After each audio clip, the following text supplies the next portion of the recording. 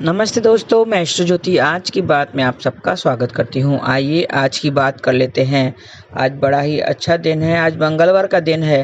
मंगलवार के दिन हनुमान जी की पूजा आराधना करते हैं। हनुमान मंदिर जाइए और मंगलवार के दिन जो मंगल दोष वगैरह से पीड़ित हैं वो भी हनुमान जी के उपाय करेंगे तो उससे फल मिलेगा। विस्तार में मैं आगे बताऊंगी। पहले वास्तु की बात कर लेते हैं, फिर आज की खास बात और फिर कृष्ण कथा में थोड़ा सा कुछ नया विषय लेके ज्ञान की बातें कर लेंगे। वास्तु की बात करते हैं तो उत्तर पूर्व दिशा में मैंने कल बताया था कि उत्तर पूर्व दिशा साफ सुथरी होनी चाहिए और वहाँ पे कूड़ा कचरा नहीं होना चाहिए, कूड़ादान नहीं रखना चाहिए। उसके बारे में और बताती हूँ कि उत्तर पूर्व में स्टोर रूम या भंडार घर भी नहीं होना चाहिए, वो गलत है। स्टोर रूम या भंडार रूम नहीं होना चाहिए। इससे पिता पुत्र के रिश्ते में परेशानियाँ आती हैं। मैंने बताया था कि रिश्तों में अनबन होती है। और इस दिशा में रसोई घर या शौचालय भी नहीं बनाना चाहिए, अवॉइड करना चाहिए। देखना चाहिए कि उसमें रसोई घर या शौचालय नहीं होना चाहिए। इससे परिवार की सेहत पर विपरीत असर पड़ता है, सेहत खराब होती है। तो ये थी वास्तु की बातें। आज की तिथि की बात करें, त्रयोदशी तिथि आज रात 10:25 तक रहेगी। आज रात 12:21 तक वृद्धि योग रहेगा।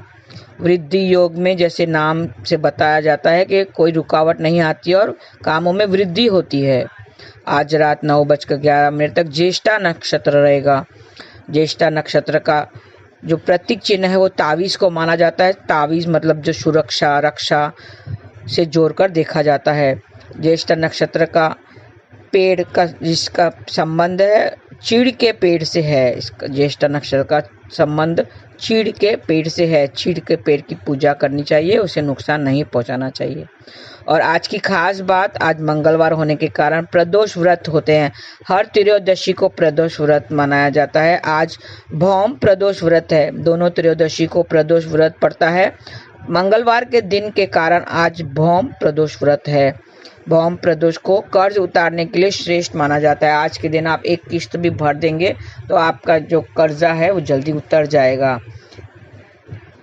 तो प्रदोष के दिन भगवान शंकर की वो पूजा आराधना करते हैं। और मंगलवार के दिन के कारण आज भौम, इसका नाम भौम प्रदोष व्रत होता है। वैसे शनि प्रदोष शनिवार के दिन आएगा तो शनि प्रदोष व्रत होता है।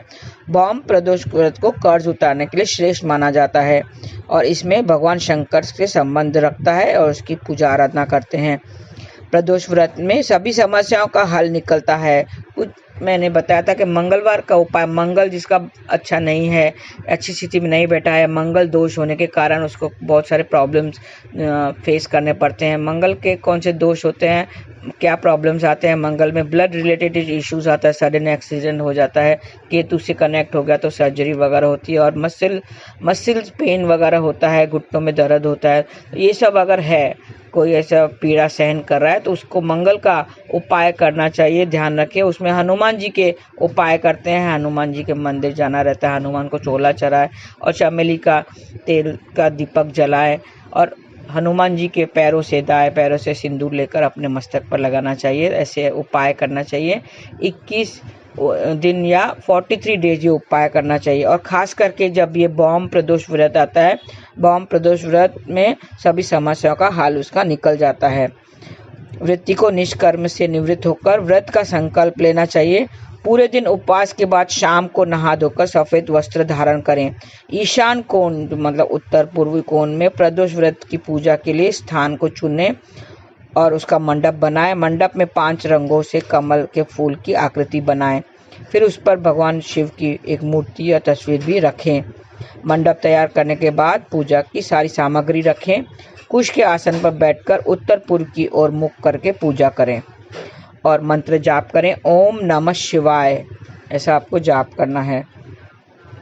शिव जी की पूजा के बाद हनुमान जी की भी पूजा करें, क्योंकि आज मंगलवार है, मैंने बताया था।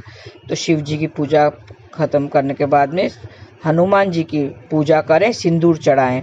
भौम प्रदोष में हनुमान जी की पूजा का भी विधान है। आज महाशिवरात्रि का व्रत भी किया जाएगा, क्योंकि चतुर्दशी तिथि रात 10:30 बजे लग जाएगी। तो आज की रात जो है वो महाशिवरात्रि व्रत भी किया जाएगा। आज रात 10:25 के बाद चतुर्दशी तिथि लग जाएगी। चतुर्दशी तिथि में रात्रि का समय आज ही पड़ेगा, तो आज महाशिवरात्रि का व्रत भी किया जाएगा। आज व्रत कर भगवान शंकर की पूजा अर्चना का विधान है। और मैं बता दूं प्रदोष व्रत के बारे में, अगर प्रदोष व्रत में करने से, शुक्र प्रदोष व्रत करने से जातक को सौभाग्य, समृद्धि व कल्याण मिलता है। शनि प्रदोष के दिन शिव जी और शनि देव की पूजा, दोनों की पूजा करने से बड़ा महत्व होता है। शनि देव की भी पूजा करते हैं। इस व्रत में सुख समृद्धि में बढ़ोतरी होती है। तो ये हर एक दिन का खास व्रत करने से, खास उपायों से आपको, खास उपाय करने से आपको सफलता जरूर मिलती है। रवि प्रदोष का व्रत जीवन में सुख शांति और लंबी आयु देता है। रवि प्रदोष का सीधा संबंध सूर्य से होता है, इसके लिए वो आयु संबंधित सारी परेशानियां दूर करता है। इससे सूर्य संबंधित परेशानियों से भी मुक्ति मिलती है। और सोमवार का जो सोम प्रदोष व्रत है वो खास होता है, उसमें भगवान शिव का दिन होता है सोमवार, इसके लिए वो खास होता है। सोमवार के दिन प्रदोष का व्रत बेहद ही खास माना जाता है। इस व्रत से व्यक्ति के सुख सौभाग्य में बढ़ोतरी होती है। तो ये थी प्रदोष व्रत की बातें। और त्रयोदशी के दिन क्या नहीं खाना चाहिए, एक चीज खास होती है जिसको अवॉइड करना चाहिए, बैंगन। आज बैंगन का सेवन करने से बचें, ये नरक के प्राप्ति के समान होती है। तो ये थी आज की खास बात। अब कृष्ण कथा में थोड़ा सा हम ज्ञान ले लेते हैं। कृष्ण ने कहा है कि ये जो जीव आत्मा है, हमारे जो है, हम अपने आप को शरीर मानते हैं, बॉडी मानते हैं, लेकिन हम एक आत्मा है, जीव आत्मा कहा जाता है। ऐसे ये आत्मा को परमात्मा से मिलना है। ये बहुत जन्मों से वो बिछड़ी हुई है, ये आत्मा बहुत जन्मों से बिछड़ी हुई है परमात्मा से, और हमें उसको मिलाना है। हमें मानव जन्म इसके लिए मिला है जिससे कि हम इस आत्मा को परमात्मा से मिला सकें। वो कई जन्मों से विरह में है और तड़प रही है, इस जन्म में तो उसे मिलना ही चाहिए। एक दर्द की गोली आती है, जैसे हम गोलियां लेते हैं, मेडिसिन टैबलेट्स वगैरह लेते हैं, छोटी छोटी गोलियां होती हैं, सब सेम होती हैं, गोल ज़्यादा करके गोल होती हैं और सफ़ेद कलर की होती हैं, लेकिन हर एक के अंदर उसमें दर्द मिटाने की शक्ति होती है, पावर होता है। छोटी छोटी सी गोलियां होती हैं, लेकिन उसमें ऐसे केमिकल्स पड़े पड़े रहते हैं जिसमें से दर्द मिटाने का उनको पावर रहता है। अगर किसी दुकान में जाएंगे तो दुकानदार को कहेंगे मेरे सर में बहुत दर्द हो रहा है, जरा सर दर्द की गोली दे दो, तो वो तुरंत ही कोई निकाल के सैरिडॉन वगैरह कॉम्बिफ्लम निकाल के दे देगा। तो उसे पता है कि इस सिर दर्द की गोली का ये निवारण है, सैरिडॉन वगैरह है। उसी तरह हर एक गोली में, जैसे सिर दर्द है, पेट में दर्द है तो अलग गोली है, जुलाब वगैरह हो तो उसके अलग गोली है, हाथ में दर्द है तो अलग गोली है। तो हर एक दर्द की अलग गोली आती है। सब एक जैसी दिखती हैं, हाँ सब एक जैसी दिखती, ज़्यादा करके सफ़ेद कलर ही होता है उनका, लेकिन सब में अलग अलग दर्द मिटाने का पावर होता है उसके अंदर। हमें नहीं दिखता है वो पावर, हमारे केमिकल्स दिखाई देते हैं नहीं, उसमें ऐसे केमिकल्स होते हैं कि वो तुरंत ही दर्द को, हमने गोली ले ली, कॉम्बिफ्लैम सर दर्द की गोली ले ली, और तुरंत ही 5-10 मिनट में देखेंगे कि सर दर्द गायब हो जाता है। उसमें इतना पावर होता है, इतने केमिकल्स होते हैं, लेकिन वो केमिकल्स हमें दिखते नहीं हैं, लेकिन उसमें होते हैं वो ऐसे केमिकल जिससे दर्द मिटाया जा सकता है।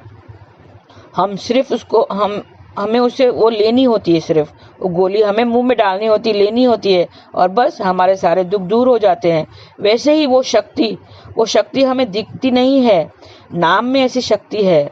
नाम भगवान का रूप है, नाम में प्रभु दिखता नहीं है, लेकिन उसमें समाया हुआ है, उसमें वो है, नाम रूपी जो प्रभु है उसमें दिखता नहीं है, लेकिन उसमें है, उसमें ऐसी शक्ति है। नाम जाप करते हैं तो हमारा नाम जाप करते ही, नाम लेते ही हमारे सारे दुख दूर हो जाते हैं। हाँ, उसमें विश्वास कीजिए, उसमें इतनी शक्ति होती है, उसमें इतने पावर होते हैं, जैसे एक गोली के अंदर केमिकल्स के पावर होते हैं कि सारे दुख दूर कर देता है, उसी तरह नाम जाप में भी सारे दुख दूर करने के पावर हैं जो हमें दिखते नहीं हैं, लेकिन उसके अंदर होते हैं।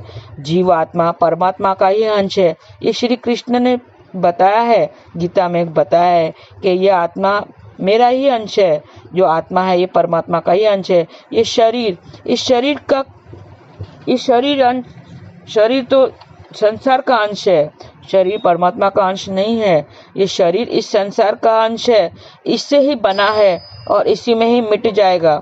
जब जलाते हैं ना, जब उनकी आत्मा निकल जाती है, जब मृत्यु होती है तो क्या होता है, हम उसे जलाते हैं तो उस क्या बन जाता है, मिट्टी जो हम बोलते हैं उसकी अस्थियां होती है, वो क्या बनती है, मिट्टी बन जाती है। हम मिट्टी से पैदा होते हैं और मिट्टी में ही मिल जाते हैं। जब दूध उबालते हैं ना, दूध उबालते हैं, आपने देखा होगा, दूध उबालते हैं, उसके ऊपर अगर बस उबल जाने के बाद उसके ऊपर ढक्कन लगा देते हैं तो थोड़ी देर में ढक्कन उठा के देखेंगे तो क्या मिलता है आपको, पानी के ड्रॉप्स मिलते हैं। देखा होगा आपने काफी टाइम। जो बाफ है, बाफ क्या, अग्नि है, स्टीम है, गैसियस रूप में है, गैसियस स्टेट में है, वो बाफ क्या बन जाती है, पानी बन जाती है। थोड़े टाइम के बाद वो पानी बन जाती है, वो बाफ ही होती है। वो गैसियस स्टेट, वो पानी बन जाती है, लिक्विड स्टेट में आ जाती है। उसी तरह हमारा शरीर है, ये 5 तत्वों से बना हुआ है। कौन से 5 तत्व होते हैं, जल तत्व, वायु तत्व, आकाश, अग्नि और मिट्टी। मिट्टी तो मिट्टी में मिल जाती है, जब देहांत होता है किसी का तो मिट्टी मिट्टी में मिल जाती है। जल, जल जो हमारे अंदर जो जल है वो जल में मिल जाता है। पानी जैसे भाप बन के इवेपोरेट हो जाता है, वो इवेपोरेट होके वो जल में मिल जाता है। अग्नि जो हमारे अंदर अग्नि है, सुना होगा हमारे अंदर अग्नि है, जो खाना पचाने की जठराग्नि जिसे बोलते हैं, हमारे अंदर अग्नि है। अग्नि को अगर हम शरीर को जलाएंगे तो अग्नि अग्नि के साथ मिल जाएगी, अग्नि अग्नि के साथ मिल गई। वायु तत्व वायु से मिल जाता है, वायु तत्व वायु तो, और आकाश तत्व जो खाली स्पेस, जो अंदर हमारे शरीर में खाली स्पेस होती है उसको आकाश तत्व बोलते हैं। जैसे ही अब जलाते हैं तो वो आकाश तत्व आकाश से मिल जाता है। मतलब सब तत्व अपने अपने यहाँ ही इसी शरीर पूरा ही मिल जाता है। जल तत्व जल से मिलता है, आकाश आकाश से मिल जाता है, वायु तत्व अग्नि अग्नि से मिल जाती है। सब तत्व अपने अपने तत्वों से मिल जाते हैं बस, और फिर शरीर खत्म। ये हमें समझना चाहिए कि शरीर यहीं से ही मिलता है और यहीं खत्म हो जाता है। लेकिन आत्मा निकल कर उसे परमात्मा से मिलना है। ये शरीर हमें इसीलिए मिला है, मानव जीवन जो मानव चूल्हा हमें मिला है सिर्फ इसीलिए ही मिला है कि वो बहुत जन्मों से बिछड़ी हुई है। बहुत जन्मों से हमें कर्मों के अनुसार हमें बहुत जन्म लेने पड़ रहे हैं और बहुत जन्मों से वो परमात्मा से बिछड़ी हुई है। तो इसे हमें परमात्मा से मिलाना है। और जो साथ चलेगा वही है नाम, नाम ही साथ चलेगा। हरे कृष्ण कृष्ण कृष्ण हरे हरे, हरे राम राम राम हरे हरे। ये नाम है जो प्रभु के रूप में नाम मिला है, वो ही साथ चलेगा, बाकी कुछ साथ नहीं चलेगा। ये सबको पता है लेकिन उससे समझने की देरी लगती है। धन जो कमाते हैं, घर बंगला रिश्ते, वो सब क्या हमारे साथ चलते हैं? आप एक सुई तक नहीं लेके जा सकते हैं, क्योंकि एक सुई जैसी छोटी सी चीज नहीं लेके जा सकते हैं। धन सब यहीं रह जाएगा, रिश्ते सब यहीं रह जाएंगे। क्या साथ चलेगा? वो है नाम, प्रभु का नाम ही साथ चलेगा, वो ही संग चलेगा। जैसे मरने के बाद बोलते हैं ना, राम नाम संग है। क्यों बोलते हैं? क्योंकि वो बताना चाहते हैं सबको कि आखिर देखो अंत ये ऐसी होता है, शरीर को हमें जलाना पड़ता है, वो सारे तत्व अपने तत्वों से मिल जाते हैं। साथ में क्या चलता है? सिर्फ नाम का राम का नाम साथ में चलता है। और उन सबको बताना चाहते हैं, इसलिए जोर जोर से बोलते हैं कि राम नाम संग है, राम नाम संग है। लोग अगर माला के साथ दिखते भी है ना, अगर किसी ने देख लिया किसी को माला के साथ में, तो दूसरा क्या बोलेगा, सामने वाला क्या बोलेगा, ये क्या कर रहा है सारा दिन, माला माला माला ना, हरे हरे हरे कृष्ण कर रहा है, ये कोई जीना है? कैसे जी रहा है, कैसे जी रहा है? माला सब सारा दिन हाथ में माला, ये भी कोई जीवन है? न मौज न मस्ती, न कहीं आना न जाना, ये क्या कर रहे हो? हमारी तरह जीवन जियो, एंजॉय करो, होटल्स में जाओ, मस्ती करो, पार्टीज करो, ये तो असली जीवन है। अरे नहीं भाई, ये असली जीवन नहीं है। जितना भोग है उतना ही रोग है।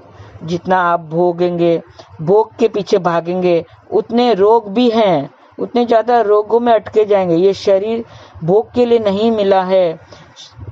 शादी तो कर ली, किसी ने शादी कर ली, आजकल क्या है यंगस्टर्स का पता नहीं क्या बुद्धि मिली है, शादी कर लेते हैं, चाहे लव मैरिज हो अरेंज मैरिज हो, शादी तो हो जाती है। शादी भी 28 के बाद करते हैं, शादी कर लेते हैं। फिर बच्चों के लिए पूछो कि बच्चा कब करेंगे, नहीं नहीं अब तो मैं तैयार नहीं हूँ।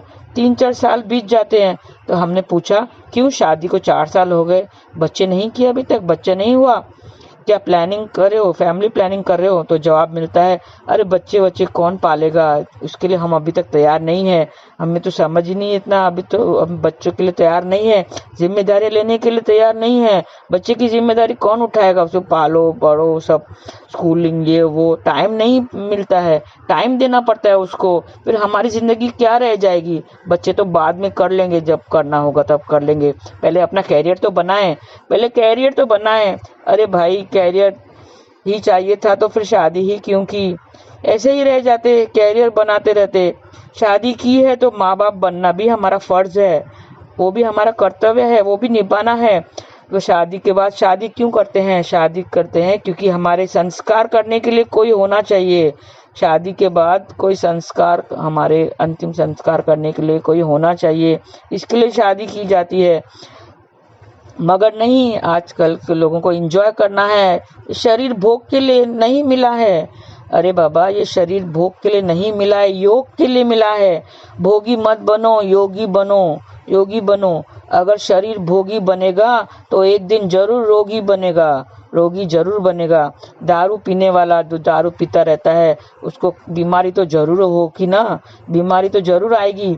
दारू चीज ही ऐसी है, उसने, इंसान ने अगर दारू की बोतल हाथ में ली है, ऐसी चीज ली है, तो उसका तो पतन जरूरी होगा ना। ऐसे दारू पीने के बाद तो क्या वो मोक्ष मिलेगा उसको? नहीं, मोक्ष नहीं मिलेगा उसको, रोग मिलेगा, योग नहीं मिलेगा उसको, रोग मिलेगा। दारू एक बार पकड़ ली हाथ में, दारू की बोतल एक बार पकड़ ली हाथ में, तो फिर बाद में दारू उसको नहीं छोड़ती, दारू उसको पकड़ लेती है, और ऐसा पकड़ लेती है कि उसको नहीं छोड़ती।